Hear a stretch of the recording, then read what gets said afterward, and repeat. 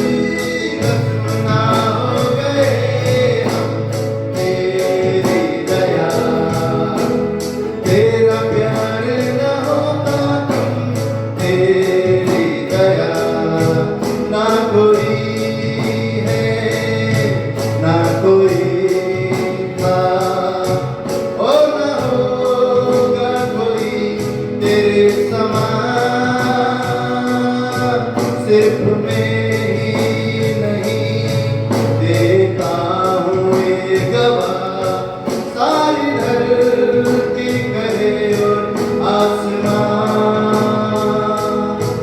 ना कोई है ना कोई था और कोई ना होगा तेरे समान सिर्फ मैं ही नहीं देता हूँ ये गवाह सारी धरती कहे आसमान ओ ढूंढे तुझको ये मेरा मन तू है कहाँ मुझको दे तेरा ये दर्शन फिर से हो गया हाँ ढूंढे तुझको ये मेरा मन तू है कहाँ मुझको दे तेरा ये दर्शन फिर से हो गया ओ भस्म ना हो गए हम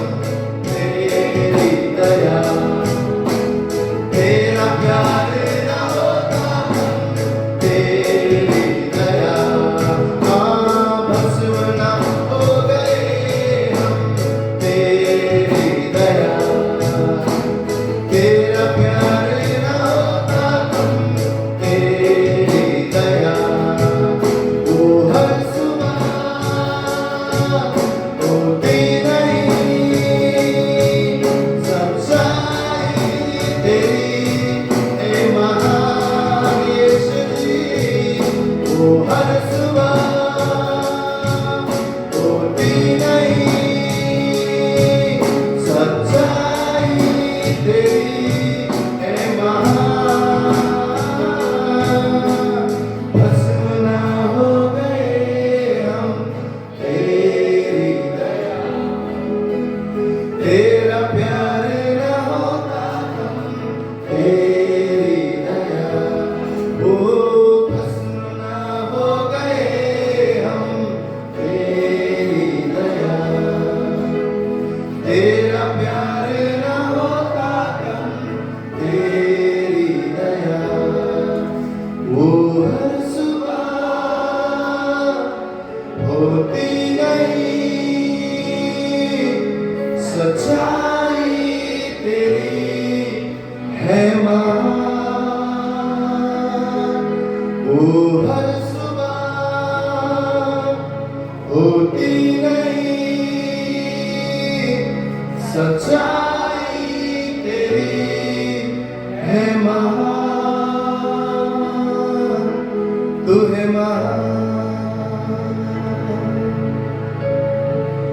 है महान यीशु तू ही दयालु है धन्यवाद करते हैं कि तूने हमें बचा लिया है ओ प्रभु हम हाथों को उठाकर तुझे धन्यवाद देते हैं क्योंकि तेरी दया तेरा अनुग्रह हर दिन हमारे लिए धन्यवाद यीशु तेरा धन्यवाद तेरा प्यार कभी कम ना होती है तेरी अनुग्रह कभी कम ना होती है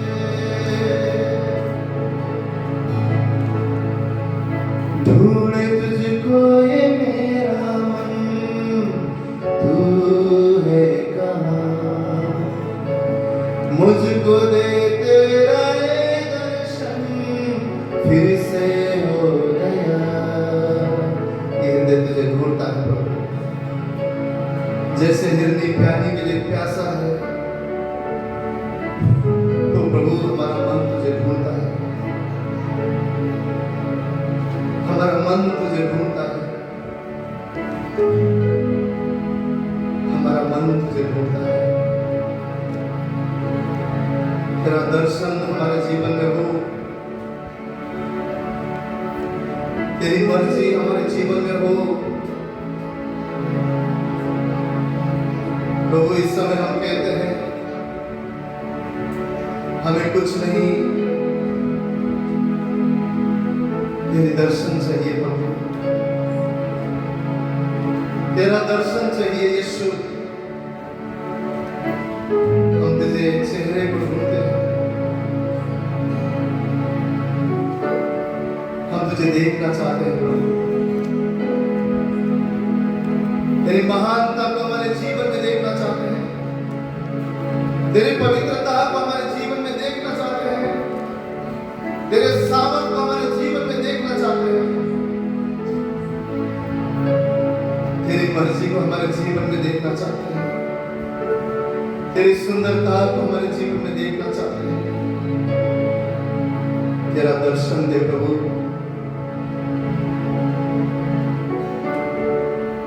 मुझको दे तेरा ये दर्शन, फिर से हो दया, ढूंढे तुझको ये मेरा मन, तू है कहाँ? भस्म ना हो गए हम तेरी दया, तेरा प्यार ना होता हम तेरी दया,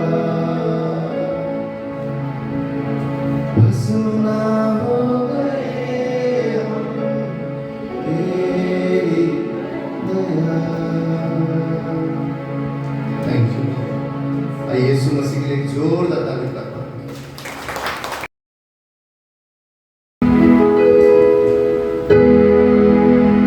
तेरा प्यार है महान, तेरा प्यार है महान, मैं जो पहले भूलता था तूने डाली मुझ में जान। तेरा प्यार है महान, तेरा प्यार है महान, मैं जो पहले भूलता था तूने डाली मुझ में जान। क्यों ना बोलूं फिर मैं तेरी जय जयकार, क्यों ना बोलूं फिर मैं तेरी जय जयकार, क्यों ना बोलूं फिर मैं तेरी जय जयकार, क्यों ना बोलूं फिर मैं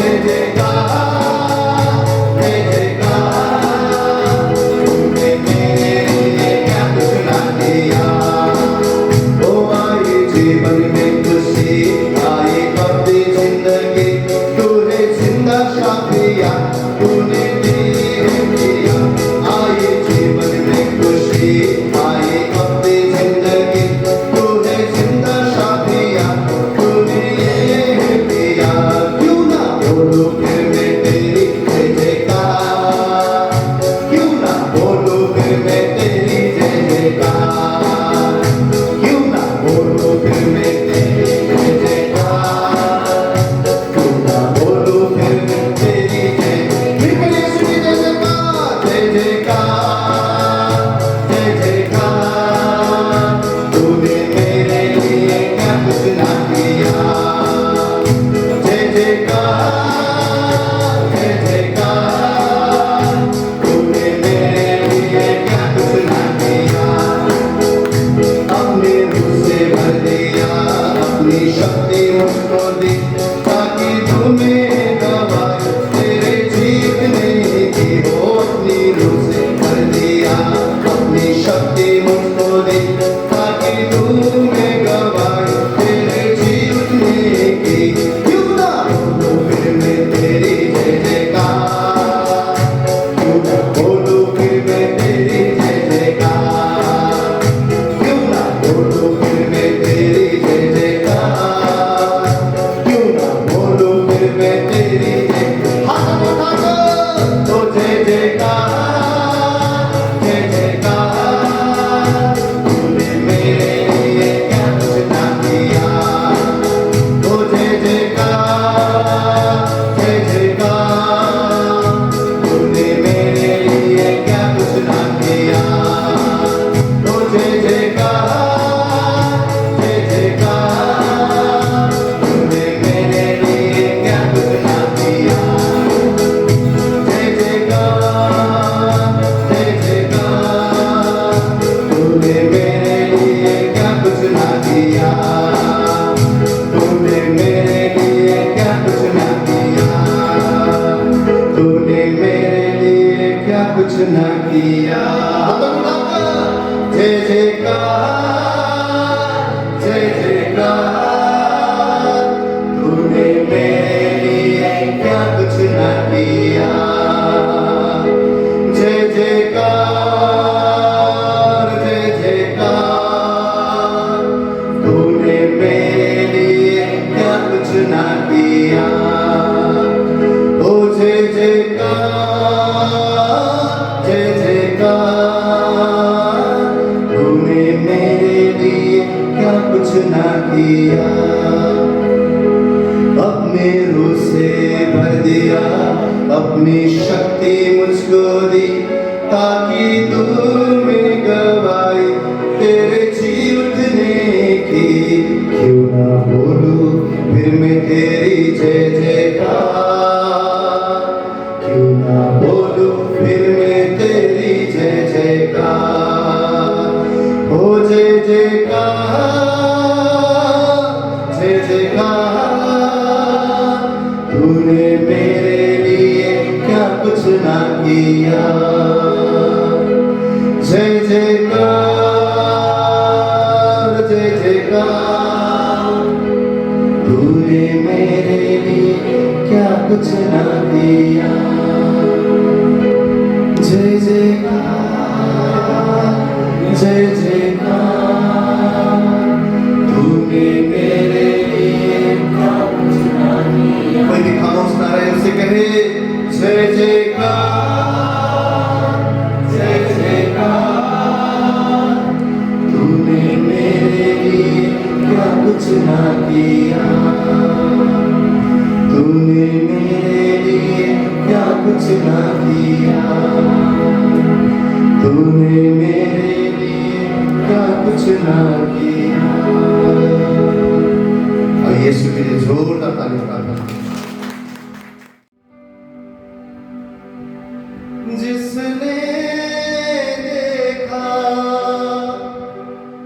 यीशु तेरी ओर, पाएगा शिफा तुझसे वो। यहोवा राफा,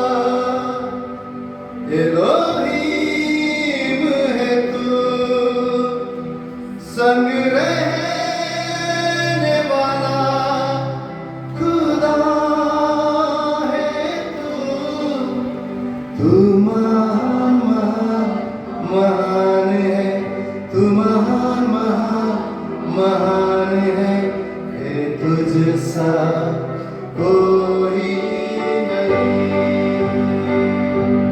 तू महान महान महान है, तू महान महान महान है तुझसा कोई नहीं।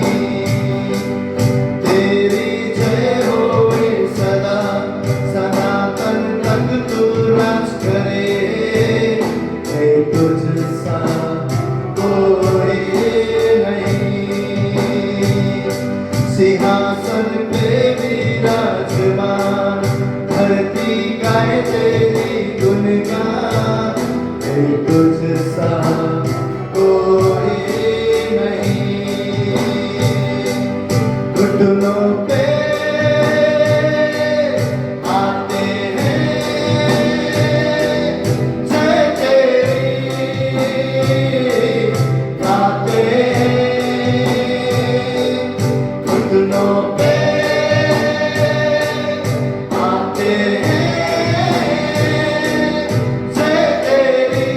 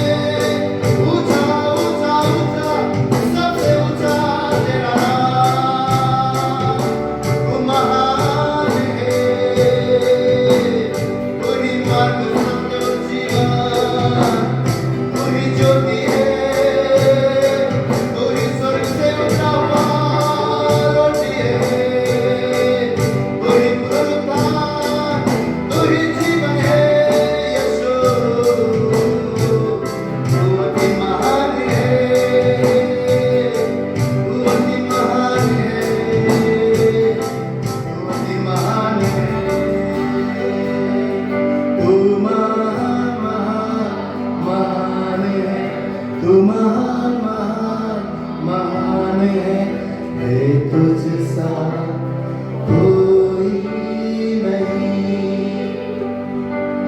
तू महान महान महान है, तू महान महान महान है तुझसा कोई नहीं।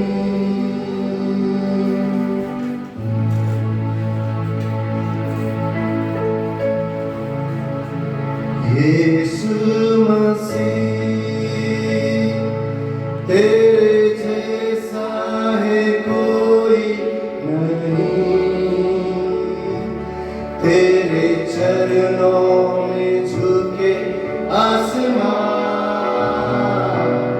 और महिमा गाए जमीन। यीशु मसीह तेरे जैसा है कोई नहीं।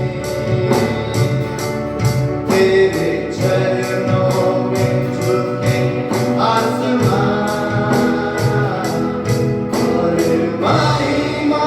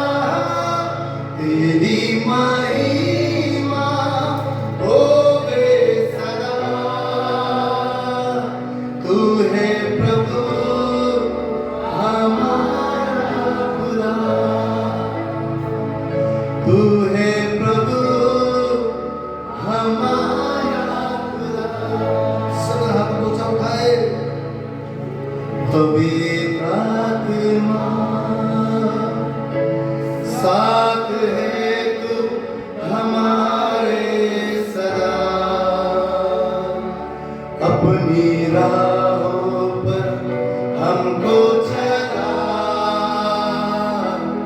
और यीशु के जैसा बना। हम गाए हो सेना, तू राजाओं का है राजा, तेरी महिमा होवे सदा। तू है प्रभु हमारा खुदा, हम गाए हो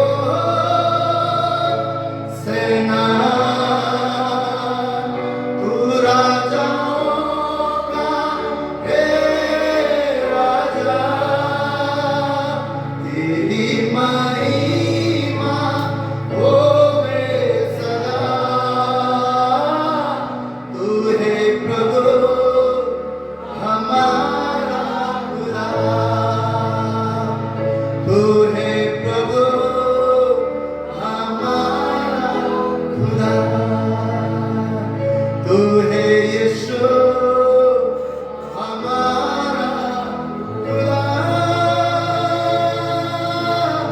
तू हमारा प्रभु है,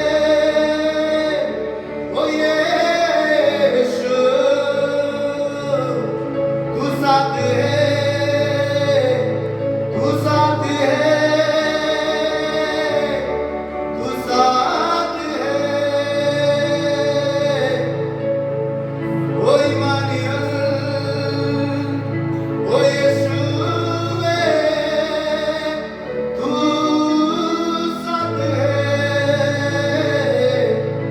ये काफी है प्रभु कि राजाओं का राजा, प्रभुओं का प्रभु हमारे साथ है, कभी न छोड़े, कभी न त्यागे, तू साथ है, तू साथ है, तू साथ है।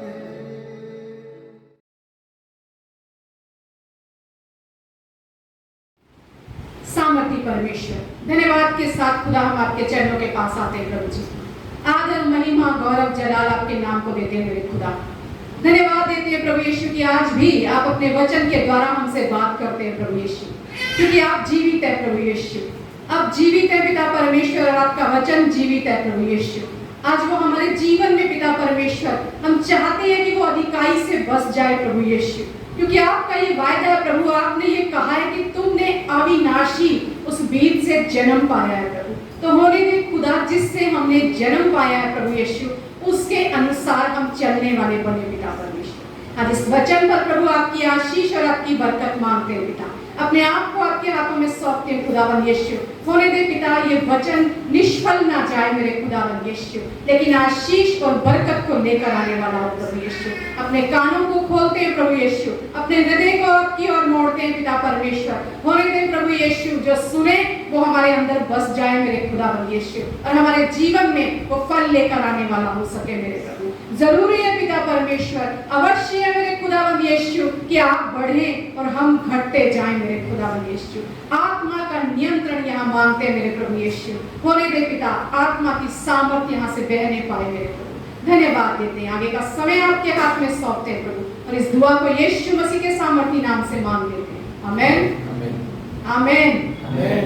प्रभु यीशु मसीह जहाँ भी गए वहाँ हालात बदल गए, परिस्थितियां बदल गई, लोग बदल गए, जो जैसे थे वो वैसे नहीं रहे।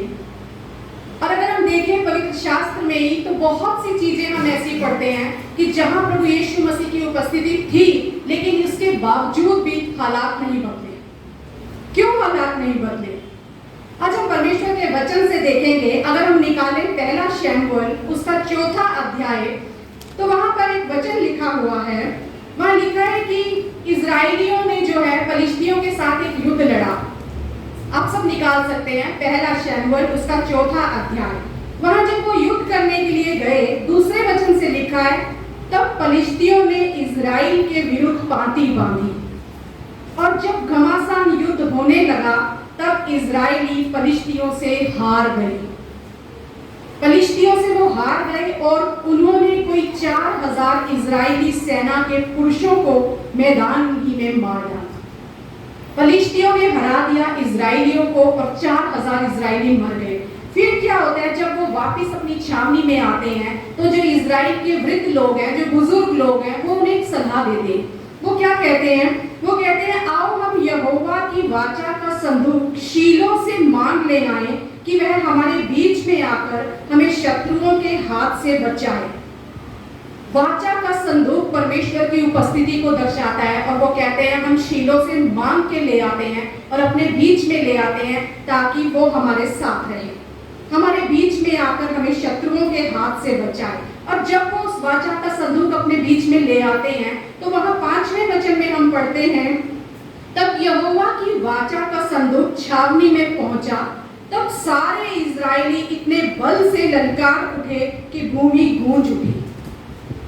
इस ललकार का शब्द सुनकर फलिश्तियों ने कहा, इब्रियों की छावनी में ऐसी बड़ी ललकार का क्या कारण है? तब उन्होंने जान लिया कि यहोवा का संदूक छावनी में आया है। ऐसी ललकार उन्होंने की, ऐसे उन्होंने ध्वनि की कि शत्रुओं को भी पता लग गया कि उनकी छावनी में वाचा का संदूक आ गया है। वो आवाज वहां तक पहुंची और वो कह रहे हैं कि वहां वाचा का संदूक आ गया है। और तब फलिश्ती क्या कहने लगे? तब फलिश्ती डर कर कहने लगे, उस छावनी में परमेश्वर आ गया है। शत्रु भी आपके परमेश्वर को जानता है। वो कह रहे हैं उस छावनी में परमेश्वर आ गया है। फिर उन्होंने कहा, हाय हम पर ऐसी बात पहले नहीं हुई थी, हाय ऐसे महाप्रतापी देवताओं के हाथ से हमको कौन बचाएगा। ये फलिश्ती कह रहे हैं इजरायलियों के परमेश्वर के बारे में कि अब हमें कौन छुड़ाएगा, जिन्होंने मिस्रियों पर जंगल में सब प्रकार की विपत्तियां डाली थी। हे फलिश्तियों, तुम हियाव बांधो और पुरुषार्थ जगाओ, कहीं ऐसा ना हो कि जैसे इब्री तुम्हारे अधीन हो गए हैं वैसे ही तुम भी उनके अधीन हो जाओ। ये शत्रु आपस में कह रहा है। वो कह रहा है कि अपना हियाव बंधाओ, अपना पुरुषार्थ जगाओ, कहीं ऐसा ना हो जैसे हमने इजराइलियों को हरा दिया है, अपने अधीन कर लिया है, अब उनका परमेश्वर आ पहुंचा है उनके बीच में, अब हम उनके अधीन ना हो जाएं। ये सारी बातें शत्रु बोल रहा है इजराइलियों के लिए। लेकिन 10वें वचन में हम पढ़ते हैं, तब फलिश्ती लड़ाई के मैदान में टूट पड़े और इजरायली हार कर अपने अपने डेरे को भागने लगे। और ऐसा अत्यंत संहार हुआ कि 30,000 इजरायली पैदल खेत आए और परमेश्वर का संदूक छीन लिया गया, और एली के दोनों पुत्र होप्नी और फिनहास भी मारे गए। शत्रु डर रहा है, शत्रु सामर्थ को जानता है परमेश्वर की। वो कह रहा है कि उनका परमेश्वर आप पहुंचा है, अब हमें वो अपने अधीन कर लेंगे। लेकिन यहाँ पर उल्टा हुआ, और क्या हुआ? इजरायली हार गए। क्यों इजरायली हार गए? कई बार हम अपने जीवन में जब अपने जीवन को देखते हैं तो हम कहते हैं परमेश्वर हमारे साथ है, हम परमेश्वर में हैं, परमेश्वर हमारे साथ है। शत्रु भी जानता है परमेश्वर इनके साथ है, लेकिन उसके बावजूद परमेश्वर की वो सामर्थ हमारे जीवन में काम क्यों नहीं करती? क्यों हम हार जाते हैं? क्यों शत्रु प्रबल हो जाता है? क्योंकि हम सिर्फ अपने परमेश्वर के वो जो काम उसने हमारे जीवन में किए हैं, हम उनको याद रखते हैं। हम सिर्फ उनको याद रखते हैं, हम ये भूल जाते हैं कि उस खुदा के कामों का करने का एक तरीका है। हम सिर्फ वो चमत्कार याद करते हैं कि उसने पहले बचाया है, उसने ऐसे किया है, उसने ऐसे, लेकिन हम वो तरीका याद नहीं रखते कि परमेश्वर ने कैसे उस तरीके से काम किया है। प्रभु यीशु मसीह कहते हैं, जो मैं पिता को करते हुए देखता हूं वैसा ही मैं करता हूं। आज हमारे जीवन में बहुत बार हम हार को देखते हैं।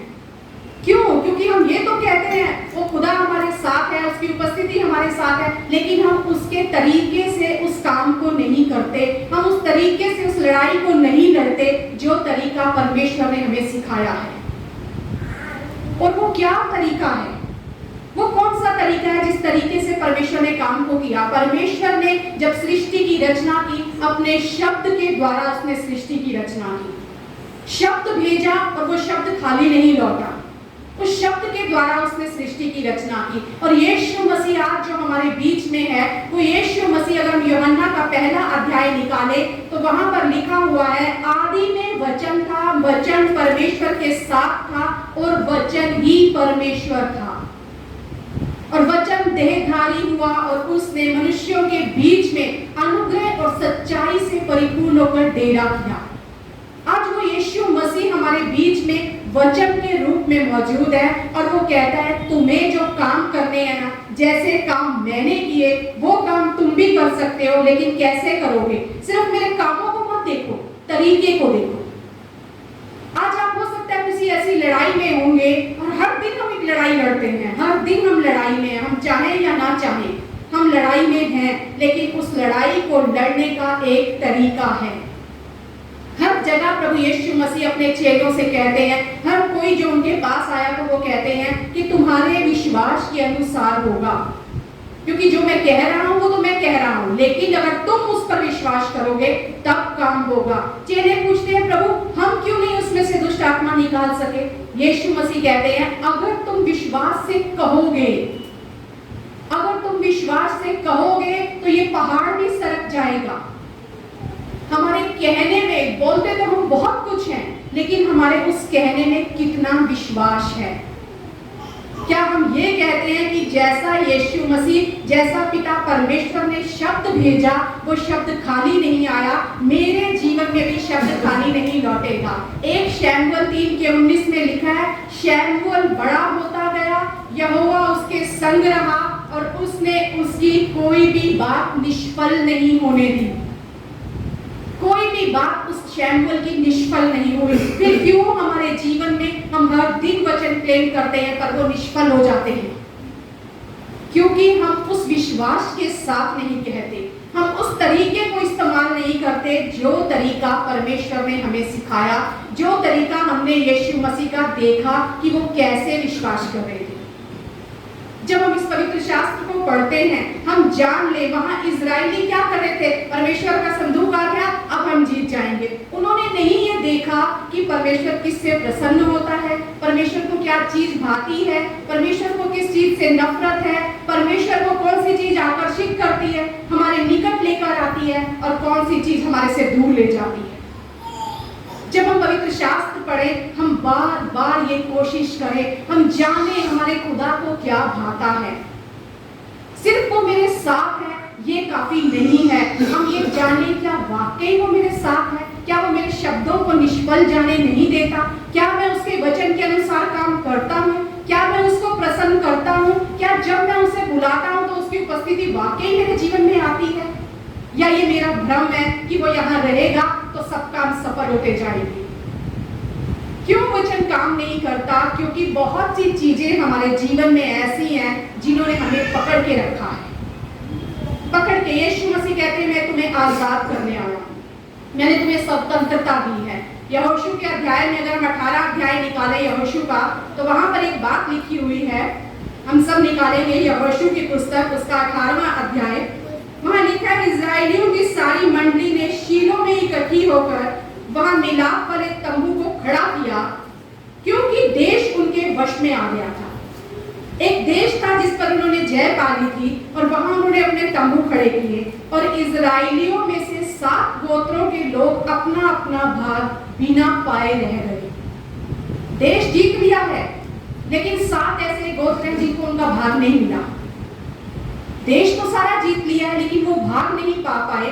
तब यहोशू ने इजराइलियों से कहा, जो देश तुम्हारे पूर्वजों के परमेश्वर यहोवा ने तुम्हें दिया है, उसे अपने अधिकार में कर लेने में तुम कब तक ढिलाई करते रहोगे?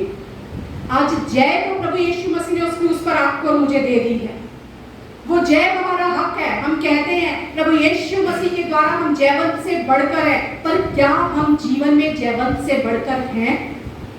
ये अगर हम अपने आप से पूछें या अपने आप कोई और इस वचन को क्लेम करें, तो हमारे अंदर एक क्वेश्चन आएगा, मेरे जीवन में तो जय नहीं आई अभी तक, क्यों हमने उस भाग को अब तक नहीं पाया? क्योंकि यहाँ वचन कह रहा है, क्योंकि तुमने उसे अपने अधिकार में लेने में कब तक तुम ढिलाई करते रहोगे। तुमने ढिलाई बरती है, तुमने सुस्ती बरती है, तुमने आलस दिखाया है, तुमने परमेश्वर की बातों को इग्नोर किया है, इसलिए तुम्हारा भाग तुम्हें नहीं मिल पा रहा है। जबकि परमेश्वर कहते हैं कि मैंने तुम्हें अधिकार दे दिया है, जय तुम्हारी है। यहाँ वो कह रहे हैं कि जो देश तुम्हारे पूर्वजों के परमेश्वर यहोवा ने तुम्हें दिया है, उसे अपने अधिकार में लेने में तुम ढिलाई बरत रहे हो। अधिकार तो तुम्हारा है, पर तुम पा नहीं पा रहे क्योंकि तुम ढिलाई बरत रहे हो। जब लाल समुद्र के सामने आकर सारी इजरायली सेना खड़ी हुई, निर्गमन की पुस्तक 14वें अध्याय में हम पढ़ते हैं, तो वहां क्या होता है? सारे जब उस लाल समुद्र को देखते हैं तो वो घबराने लग जाते हैं, डरने लग जाते हैं कि अब हम तुम्हारा क्या होगा। 13वें वचन में मूसा लोगों से कहता है, डरो मत, खड़े खड़े वह उद्धार का काम देखो जो यहोवा आज तुम्हारे लिए करेगा, क्योंकि जिन मिस्रियों को तुम आज देखते हो उनको फिर कभी ना देखोगे। यहोवा आप ही तुम्हारे लिए लड़ेगा, इसलिए तुम चुपचाप रहो। लेकिन परमेश्वर क्या बोलते हैं मूसा से? मूसा तो लोगों से ये बात कह रहा है, शांत होकर खड़े हो जाओ, परमेश्वर आप तुम्हारे लिए लड़ेगा। लेकिन जब परमेश्वर उतरे तो उन्होंने मूसा से क्या कहा? तो क्यों मेरी दुहाई दे रहा है? तो क्यों मेरी दुहाई दे रहा है? क्यों तू मुझे पुकार रहा है? वचन कहता है, इजराइलियों को आज्ञा दे कि यहाँ से कूच करें और तू अपनी लाठी उठाकर अपना हाथ समुद्र के ऊपर बढ़ा और वह 2 भाग हो जाएगा। तब इजराइली समुद्र के बीच होकर स्थल ही स्थल पर चले जाएंगे। तो क्यों मेरी दुहाई दे रहा है? अधिकार दिया है ना मैंने तुझे, लाठी तेरे हाथ में दी है ना। आप कहेंगे आज मेरे पास तो कोई लाठी नहीं है, और यीशु मसीह कहते हैं वचन का अधिकार मैंने तुम्हें दिया है, उन सांपों और बिच्छुओं की सारी सामर्थ के ऊपर मैंने तुम्हें अधिकार दिया है। क्यों नहीं अपने भाग को अपने हिस्से में ले रहे? क्यों नहीं ले रहे? क्योंकि तुम उस अधिकार का इस्तेमाल नहीं कर रहे, उस वचन का इस्तेमाल नहीं कर रहे, उस वचन को बोल नहीं रहे हो, इसलिए तुम अपना अधिकार नहीं पा रहे हो। ये मतलब नहीं है इसका कि हम प्रार्थना करनी छोड़ दें, हम खुद ही सब कर लेंगे, नहीं। लेकिन जब हम प्रार्थना करते हैं, उस प्रार्थना में वचन बोलते हैं, हम सहभागी होते हैं परमेश्वर के साथ, और परमेश्वर अपने उस वचन को जब सुनता है तो वो और हम एक होकर पृथ्वी पर उस काम को कर पाते हैं। हमारे द्वारा वो काम किया जाता है। परमेश्वर कहता है मैंने सब कुछ कर दिया, लेकिन तुम्हें अब उस अधिकार का इस्तेमाल करना है। अब उस अधिकार का इस्तेमाल करना है। कहाँ है वचन? कहाँ है परमेश्वर का वचन? अगर हम 1 कुरिन्थियंस निकाले उसका 15वां अध्याय, तो वहां पर भी इजरायली क्या बोलते हैं? वहां वो कहते हैं कि कौन हमारे लिए ऊपर चढ़ेगा। अगर हम 1 कुरिन्थियंस उसका 15वां अध्याय निकालें तो वहां पर लिखा हुआ है,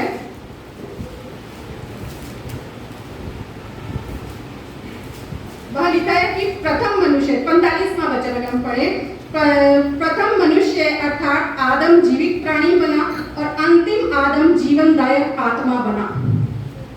ये एक प्रथम प्राणी था जो क्या है, वो जीवित प्राणी बना आदम, लेकिन अंतिम मनुष्य आदम जो है वो जीवनदायक आत्मा बना। वो आत्मा बना, वो प्राणी था। आज उस आत्मा के द्वारा हमने जन्म पाया है। क्या कहता है वचन? यूहन्ना 6:63 में लिखा हुआ है, हमने आत्मा के द्वारा जन्म पाया है। आत्मा और जीवन हमारे अंदर है आज, और परमेश्वर का वचन कहता है 1 कुरिन्थियंस 15:44 में, आत्मा जी उठाती है। आत्मा जी उठाती है। हमने आज वचन को पाया है और वो हमारे अंदर हमें जी उठाता है। कहाँ है वचन? हमारे अंदर है। अगर हम रोमियो की पत्री निकालें, उसमें हम देख सकते हैं, हम पढ़ सकते हैं रोमियो की पत्री उसका 10वां अध्याय, रोमियो की पत्री 10वां अध्याय में अगर हम देखें, यहाँ पर वो कहते हैं, वो एक बात कह रहे हैं, 6वें वचन से हम देखते हैं, वो कहते हैं जो धार्मिकता विश्वास से है वह यूं कहती है, तो अपने मन में यह ना कहना कि स्वर्ग पर कौन चढ़ेगा, अर्थात मसीह को उतार लाने के लिए, या अधोलोक में कौन उतरेगा, अर्थात मसीह को मरे हुओं में से जिलाकर ऊपर लाने के लिए। परंतु वह क्या कहती है, यह कि वचन तेरे निकट है, तेरे मुंह में है और तेरे मन में है, यही विश्वास का वचन है। कैसे हमारे मुंह में आया, कैसे हमारे मन में आया? क्योंकि हमने क्या वचन पढ़ा? आत्मा जीवनदायक है। हमने आत्मा के द्वारा जन्म पाया है और वो आत्मा हमें जी उठाती है। वो यहाँ कह रहा है वचन तेरे निकट है, तेरे मुंह में है और तेरे मन में है। कई बार हम सोचते हैं कौन हमारे लिए काम करेगा, किससे हम प्रार्थना करवाएं, कोई हमारी सुनता नहीं, चर्च में कोई देखता नहीं, किसके पास जाएं, अगर उन्हें बोलेंगे तो सबको पता लग जाएगा।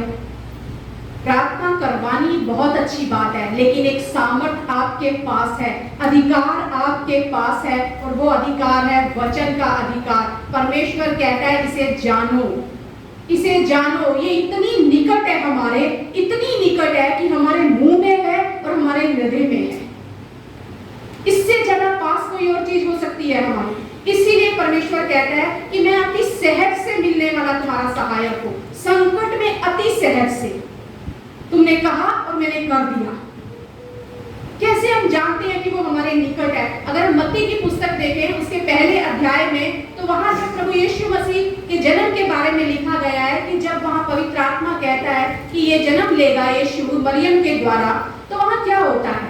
क्योंकि मरियम की मंगनी हो चुकी है और यूसुफ के साथ, और यूसुफ अपने मन में सोच रहा है, वो 20वां वचन कहते हैं जब वह इन बातों के सोच ही में था तो प्रभु का स्वर्गदूत उसे स्वप्न में दिखाई देकर कहने लगा।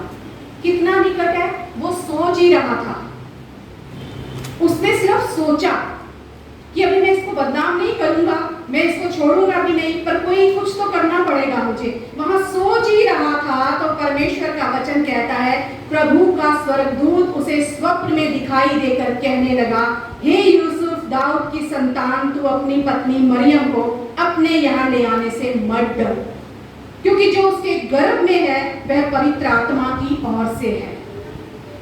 आज आपके और मेरे गर्भ में क्या है? क्या वो है जो पवित्र आत्मा ने हमारे अंदर डाला है? क्या वो है जिस आत्मा से हमने जन्म लिया है? हम सोचते हैं और परमेश्वर के दूत आजाद हो जाते हैं हमारी सेवा करने के लिए। हमारी सेवा करने के लिए परमेश्वर के दूत आजाद हो जाते हैं जब हमारे मुख से वो वचन निकलता है, वो कार्य करता है। मरियम कहती है तेरे वचन के अनुसार मेरे जीवन में हो, क्योंकि परमेश्वर का वचन प्रभाव रहित नहीं है। जब वो आता है तो प्रभाव के साथ आता है, सामर्थ के साथ आता है। वो एक दोधारी तलवार है। क्या बोलता है इब्रानियों 4:12? परमेश्वर का वचन जीवित है, प्रबल है। जो जीवित है वहां ग्रोथ कैसे नहीं होगी? जो प्रबल है वो अपनी सामर्थ कैसे नहीं दिखाएगा? हमारे शब्दों में वो सामर्थ नहीं, लेकिन पवित्र आत्मा कहता है कि मैं तुम्हारे शब्दों में सामर्थ भरूंगा, क्योंकि वो तुम बोलोगे जो परमेश्वर की ओर से तुमने सीखा है। पर आज हम सब एक चीज के वश में हैं, एक वश में हैं हम एक चीज के। अगर हम नीति वचन देखें, नीति वचन 6:2 में लिखा है, तो अपने ही मुंह के वचनों से फंसा और अपने ही मुंह की बातों से पकड़ा गया है। क्या कह रहा है वचन? तो अपने ही मुंह की बातों से, वचनों से फंसा और अपने ही मुंह की बातों से पकड़ा गया है। यानी जो हम बोल रहे हैं हम उसकी पकड़ में हैं। जो हमारे मन में है, जो हमारे विचारों में है, वही हमारी जुबान पर आ जाता है। हम उसकी पकड़ में आज चल रहे हैं, हम अपनी भावनाओं की पकड़ में आज चल रहे हैं। जब सारा को दूत आकर कहते हैं कि तू मां बनेगी, तो सारा क्या करती है? मन में हंसती है। मन में हंसी, कहां हंसी? मन में। जबकि मन में तो वचन होना चाहिए था, उसे मन में विश्वास करना चाहिए था। अब्राहम से जब कहा गया इन तारों को देख, तो उसके बारे में लिखा है कि अब्राहम ने विश्वास किया और यहोवा की नजर में वो धर्मी ठहराया गया। पर सारा कहां हंस रही है? अपने मन में। एक लहू बहने वाली स्त्री जब यीशु के पास जाती है, वहां लिखा है भीड़ यीशु को दबा रही थी। क्या सारे चंगे हो गए? नहीं लिखा वहां सिर्फ उस लहू बहने वाली स्त्री के बारे में लिखा है कि वो मन में कहती थी यदि इसके वस्त्र के छोर को छू लूंगी मैं चंगी हो जाऊंगी। उसके मन में वो विश्वास था उसकी सामर्थ के ऊपर। लोग तो दबा रहे थे यीशु को, लेकिन नहीं लिखा कि और कितने चंगे हुए। हन्ना जब आती है परमेश्वर के भवन में, वहां बैठती है, प्रार्थना करती है, रोती है। एली उसे क्या कहता है? कुशल से चली जा, कुशल से चली जा, परमेश्वर तेरी स्तुति लेगा। और वो क्या करती है? वहां से उठ के चली जाती है। और वहां वचन आगे लिखा है फिर उसके मुंह पर कभी उदासी नहीं छाई। क्यों? क्योंकि उसने विश्वास कर लिया जो ये वचन निकल रहा है ये मेरे जीवन में कार्य करेगा, ये जो वचन आ रहा है ये मेरे जीवन में काम करेगा। अगर हम एक वचन दूसरा राजा के 4 अध्याय को पढ़े, निकालने की जरूरत नहीं, आप सुन सकते हैं। वह हम शूनेमवासी स्त्री के बारे में पढ़ते हैं।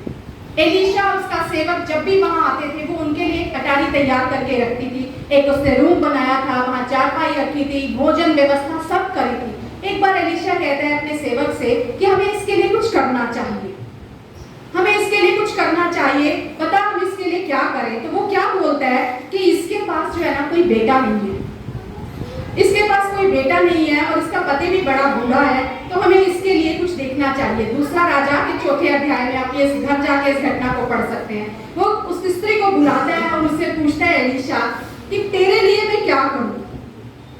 वो उसे कहता है कि बता मैं तेरे लिए क्या करूं। वो कुछ नहीं बोलती, लेकिन गेहजी ने बता दिया है कि इसके पास बेटा नहीं है। वो उसे कहता है अगले साल तेरे पुत्र होगा। और वो आगे से क्या बोलती है, अगर हम 4थे अध्याय का 16वां वचन अगर आप देखना तो वहां लिखा है, स्त्री ने कहा हे प्रभु, हे परमेश्वर के भक्त, ऐसा नहीं, ऐसा नहीं, अपनी दासी को धोखा ना दे। वो कह रहे तेरे साथ काम होगा, मैं तेरे जीवन में काम करूंगा, मैं वचन को भेज रहा हूं, तेरे जीवन में ये वचन कार्य करेगा। पर वो कह रही है ऐसा नहीं, इनकार कर रही है उस वचन से, मुझे धोखा ना दे। वो फंसी हुई है, जकड़ी हुई है अपने उन हालातों में, सारा फंसी हुई है अपनी परिस्थितियों में। मैं बूढ़ी हूं, मेरा पति बूढ़ा है। वो कह रही है अभी पति बूढ़ा है, अभी ऐसा धोखा ना दे मुझे, ऐसी बात मत कर। वो फंसी हुई है अपनी उन परिस्थितियों में।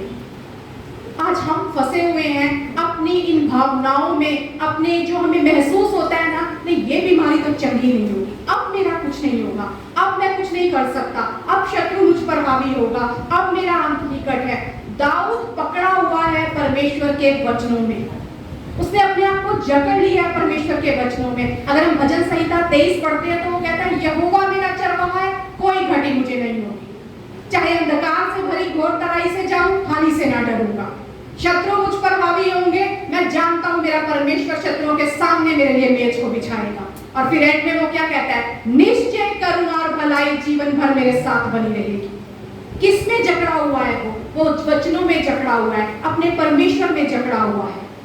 और यही बात पौलुस कहता है। अगर हम पौलुस के बारे में पढ़ते हैं फिलिपियों की पत्री, उसका 3रा अध्याय, उसका 12वां वचन अगर हम निकालें, वह पौलुस भी यही बात कह रहे हैं। वो भी कुछ इसी तरह का वादा जो है वो घोषित कर रहे हैं अपने जीवन में। और वो क्या बोल रहे हैं, यह मतलब नहीं कि मैं पा चुका हूं या सिद्ध हो चुका हूं, पर उस पदार्थ को पकड़ने के लिए दौड़ा चला जाता हूं जिसके लिए मसीह यीशु ने मुझे पकड़ा था। वो महसूस कर रहे हैं मुझे किसी बात के लिए पकड़ा गया है। पकड़ना किसी को या जकड़ना किसी को, इसका क्या मतलब होता है, पूरी तरह से अपने बाहों में जकड़ लेना। आज हम किसकी जकड़ में हैं? क्या हम शत्रु की जकड़ में हैं? क्या अपनी भावनाओं की जकड़ में हैं? अपनी परिस्थितियों की जकड़ में हैं? अपने हालातों के जकड़ में हैं? जबकि परमेश्वर का वचन कह रहा है कि मैंने तुम्हारे लिए सब कुछ कर दिया। अगर तुम विश्वास से कहोगे तो काम हो जाएगा। बहुत बार हम वचन सुनते हैं पर हम उस वचन को सुनकर निकल जाते हैं। क्यों निकल जाते हैं? अगर हम याकूब की पत्री निकालें, उसका 1 अध्याय निकालेंगे, वहां क्या लिखा हुआ है? 22वां वचन कहता है, परंतु वचन पर चलने वाले बनो, केवल सुनने वाले ही नहीं जो अपने आप को धोखा देते हैं। अगर आप वचन नहीं सुनते, आप किसी और को धोखा नहीं दे रहे, आप अपने आप को धोखा दे रहे। क्यों वो वचन ये कह रहा है? क्योंकि जो कोई वचन का सुनाने वाला ही उस पर चलने वाला ना, सुनने वाला हो और उस पर चलने वाला ना हो, तो वह उस मनुष्य के समान है जो अपना स्वाभाविक मुंह दर्पण में देखता है। हम सब मिरर यूज करते हैं घर में, कोई ऐसा नहीं होगा जिसने कभी अपने आप को मिरर में ना देखा हो। तो जब हम देखते हैं मिरर में, हम खुद दिखते हैं या हमारे सामने वाला हमें नजर आता है? अगर मैं मिरर देख रही हूं तो उस मिरर में मुझे मैं ही नजर आऊंगी। अगर आप मिरर देखोगे तो आपको आपका ही चेहरा नजर आएगा। ऐसा नहीं होता जब हम परमेश्वर का वचन पढ़ें, परमेश्वर का वचन सुने, तो वो किसी और से बात कर रहा है, लेकिन वो मुझसे बात कर रहा है। जब हम उसमें देखते हैं तो वो मैं नजर आ रही हूं उसमें। अगर आप अपने सामने मिरर रखेंगे तो आप ही उसमें नजर आएंगे, कोई दूसरा उसमें नजर नहीं आएगा। मैं नहीं कह सकती कि मैंने मिरर देखा रेखा नजर आई, नहीं, क्योंकि मैंने देखा, मैं नजर आई। और उस मिरर में देखने पर जब मैं नजर आ रही हूं तो आगे वचन क्या कह रहा है? वचन कहता है जो अपना स्वाभाविक मुंह दर्पण में देखता है, इसलिए कि वह अपने आप को देखकर चला जाता और तुरंत भूल जाता है कि मैं कैसा था। जाहिर सी बात है, जब हम अपने आप को मिरर में देखते हैं, हमारे चेहरे पे अगर कोई कमजोरी या अगर हम बड़े मिरर में खुद को देखें जहां हम पूरे नजर आ रहे हैं, कहीं से हमारे कपड़े अस्त व्यस्त है, कहीं हमारे अंदर कोई कमी है, तो हम क्या करेंगे? जाने दो, जैसा भी हूं ठीक है। ऐसा तो हम नहीं करते, हम अपने आप को संवारते हैं, अपने आप को ठीक करते हैं। लेकिन वचन क्या कह रहा है यहाँ पर? कह रहा है कि अपने आप को देखकर चला जाता और तुरंत भूल जाता है कि मैं कैसा था। आप भूल सकते हैं आप कैसे थे, लेकिन जब आप बाहर जाएंगे तो आपकी वो कमजोरी दूसरे लोगों को नजर आएगी। आप कैसे हैं दूसरों को पता चलेगा। कई बार हम जब जल्दबाजी में तैयार होकर निकलते हैं, बहुत बार ऐसा होता है कि कोई अगर हमारा अपना क्लोज फ्रेंड या कुछ हो, हमारे में अगर कुछ कपड़े इधर उधर हो या कुछ कमी हो, वो हमें बोलता है सिस्टर एक बार ठीक कर लो, बोलता है ना दूसरा हमें। क्यों? क्योंकि हम तो भूल जाएंगे, लेकिन दूसरे को वो कमियां नजर आ रही है, दूसरे को वो नजर आ रहा है। हम भूल सकते हैं, लेकिन दूसरे हमें याद दिलाएंगे तुम्हारी ये कमजोरी है, तुम इसे सुधार लो, तुम इसे ठीक कर लो। ये परमेश्वर का वचन करता है। जब हम इसे पढ़ते हैं, जब हम इसमें अपने आप को देखते हैं, ये वचन हमें बताता है क्यों आशीष नहीं पाई, क्यों तुम्हारे ऊपर जयवंत हो रही है बीमारी, क्यों तुम्हारे जीवन में अशांति आई हुई है। यहाँ तुम्हारी कमी है, इसे सुधार लो, अपने आप को ठीक कर लो। भाग तो तुम्हारा है, तुम नहीं पा रहे। क्यों? क्योंकि तुम ढीले हो गए हो, अपने आप को संवार नहीं रहे हो, अपने आप को ठीक नहीं कर रहे हो। यह भी एक सुस्ती है, यह भी एक ढीलापन है कि अपनी परवाही ना करना और ऐसे ही उठ के चले जाना। ये एक ढिलाई है हमारे जीवन में। आगे वचन क्या कहता है? पर जो व्यक्ति स्वतंत्रता की सिद्ध व्यवस्था पर ध्यान करता रहता है, वह अपने काम में इसलिए आशीष पाएगा कि सुनकर भूलता नहीं, पर वैसा ही काम करता है। जब हम वचन के अनुसार खुद को ठीक करते हैं, तो क्या सामने वाला आशीष पाएगा? हम आशीष पाएंगे। वचन क्या कह रहा है? इसलिए अपने काम में वो आशीष पाएगा, क्योंकि सुनकर भूलता नहीं। दाऊद को जब भी वो कोई गलती करता था ना, उसने बहुत गलतियां करी, लेकिन जब भी कोई गलती करता था ना, कोई भी उसके सामने जाकर जब उसे मिरर दिखाता था, वो कहता था हाँ ये मैंने किया है, हाँ मैं इसमें गलत दिख रहा हूँ, मैंने यहाँ पाप किया है, मैंने यहाँ पे विचार किया है, यहाँ मैंने जनगणना बिना परमेश्वर की मदद के करी है, बिना उसकी आज्ञा के करी है, मैंने ये पाप किया है, मैं यहाँ थोड़ा सा बिगड़ गया हूँ। वो उस आईने में खुद को देखते ही भूल कर चला नहीं जाता था, लेकिन अपने आप को संवारता था। यही कारण था कि परमेश्वर कहते हैं मेरे मन के मुताबिक ये व्यक्ति है, मेरे मन के मुताबिक ये व्यक्ति है। आज परमेश्वर चाहता है इन वचनों में आओ, इन वचनों को पढ़ो, जानो। सिर्फ ये कह के मत चलो हम मसीह के हैं, मसीह हमारा है। वो तब हमारा है और हम तब उसके कार्यों को अपने जीवन में देख सकते हैं जब हम उसके तरीकों के अनुसार चलेंगे, जब हम उसके अनुसार जीवन जिएंगे, तब हम कह सकते हैं मसीह हमारे जीवन में जयवंत होता है और मसीह के द्वारा मैं अपने जीवन में जयवंत से बढ़कर हूँ, क्योंकि मैं उसके वचन को थाम कर चल रहा हूँ, क्योंकि मैं जानता हूँ उसके काम तो मेरे साथ हैं, लेकिन तरीके हैं उन कामों को करने के। आज आप वचन को सुन रहे हैं, इस वचन को अपने हृदय में इतनी अधिकाई से बसा लो कि यहाँ परमेश्वर क्या कह रहा है? अपने मुंह के वचनों में मत फंसो, अपनी भावनाओं में मत फंसो, अपनी परिस्थितियों में मत फंसो। प्रभु यीशु मसीह कहते हैं मैं आया हूं तुम्हें जीवन देने। आपकी ये विरासत है, आपका ये भाग है, अपने उस भाग को हासिल करो, ढिलाई छोड़ दो। जाने कि परमेश्वर को क्या भाता है, क्या नहीं भाता, क्या उसकी उपस्थिति उसको हमारे नजदीक लेकर आती है, किस बात से उसको नफरत है। कई बार हम ऐसे ही कहते रहते हैं हम दाऊद हैं, हम ये हैं, हम पौलुस हैं, हम ये। अरे हम उनके जीवन को देखें कि उन्होंने क्या किया। जब भी उन्होंने अपने आप को आईने में देखा, उन्होंने अपने आप को संवार लिया, उन्होंने अपने आप को संवार लिया। और हम दाऊद इस तरह परमेश्वर के वचनों में जकड़ा हुआ था कि वो हमेशा बोलता था, मैं नहीं मरूंगा, मैं जीवित रहूंगा और परमेश्वर के आश्चर्य कर्मों का वर्णन करूंगा। मुझे पता है निश्चय कर्म और भलाई जीवन भर मेरे साथ बनी रहेगी। जब यहोवा मेरा चरवाहा है तो कोई घटी मेरे जीवन में हो ही नहीं सकती। अंधकार आ सकता है लेकिन उस अंधकार में भी वो मेरे साथ चलता है, क्योंकि मुझे पता है मैंने उसे पकड़ कर रखा हुआ है। शत्रु मुझ पर हावी हो सकते हैं, चढ़ाई कर सकते हैं, पर मुझे पता है उन शत्रुओं के सामने भी वो मेरे लिए मेज बिछाएगा, मैं कभी हार नहीं सकता। इसीलिए दाऊद एक बात कहता है, वो कहता है मेरे शत्रु मुझ पर जयवंत नहीं हो पाते, इससे मैं जान जाता हूं कि मेरा परमेश्वर मुझसे प्रसन्न है। आज आप जानना चाहते हैं ना कि आपका परमेश्वर आपसे प्रसन्न है या नहीं? सबसे साधारण तरीका हमें बताया है दाऊद ने। अगर बीमारी आप पर प्रबल हो जा रही है, गरीबी आप पर प्रबल हो जा रही है, अशांति आप पर प्रबल हो जा रही है, अगर पाप आपके ऊपर है आ रहा है आज, अगर शत्रु आपके ऊपर हावी हो रहे हैं और आप कह रहे हो कि सब जा रहा है, सब खत्म हो रहा है, अपने जीवन को जांचिए। इस परमेश्वर के वचन के द्वारा आईना देखिए, कहां परमेश्वर कहता है कि यहाँ सुधार की जरूरत है। भूल कर चले मत जाओ अपने आप को देखकर कि मैं कैसा था, मैं भूल गया। लेकिन परमेश्वर कहता है जो सुनकर उसके अनुसार करता है वो अपने आप पर आशीष को लेकर आता है। आशीष आपका भाग है, जीवन आपका भाग है, जय आपका भाग है। सब कुछ यीशु मसीह ने कर दिया, लेकिन ढिलाई आप बरत रहे हैं। अगर आज आप इस वचन की पकड़ में आ जाते हैं, उस खुदा की जकड़ में आ जाते हैं, वो तो आज भी बड़े पसारे कहता है कि मेरे बेटे मेरी बेटी अपना सारा बोझ लेकर मेरे पास आ जाओ, मैं तुम्हें विश्राम दूंगा। उसके पास आने का मतलब है उसके वचनों के पास आना। आज वचन के रूप में वो हमारे बीच में मौजूद है और प्रभु यीशु मसीह कहते हैं मैंने अपने नाम से ज्यादा अपने वचन को अहमियत दी है। अपने नाम से ज्यादा अपने जीवन में प्रथम स्थान पर ले आए इस वचन को। फिर कोई ताकत आपको हरा नहीं सकती, फिर कोई आपको गिरा नहीं सकता, कोई आपको पछाड़ नहीं सकता। क्यों? क्योंकि मैं तो पकड़ा गया हूं उस मसीह के द्वारा और मैं उस दौड़ में दौड़ रहा हूं जिसके लिए उसने मुझे बुलाया है।